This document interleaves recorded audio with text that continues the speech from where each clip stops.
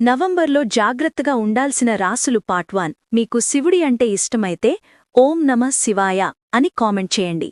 November నెలలో సూర్యుడు తులారాశిలో సంచరిస్తున్నాడు. ఈ సంచారం కొన్ని రాసుల వారికి అనుకోని సవాళ్లు తెచ్చిపెట్టబోతోంది. ఏ రాసుల వారికి జాగ్రత్త అవసరమో చూద్దాం. మిథున రాశి. మిథున రాశి వారు నవంబర్లో చాలా జాగ్రత్తగా ఉండాలి. ప్రేమ సంబంధాల్లో అపార్థాలు రావచ్చు.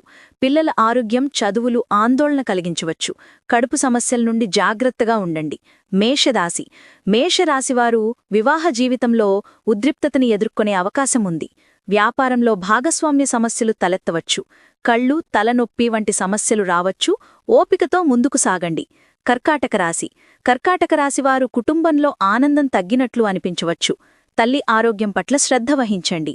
ఆస్తి విషయాల్లో తొందరపడి నిర్ణయాలు తీసుకోకండి. ఇవి మొదటి 3 రాసుల ఫలితాలు. మరిన్ని రాసుల జాగ్రత్తల కోసం పార్ట్ 2 చూడండి. వీడియో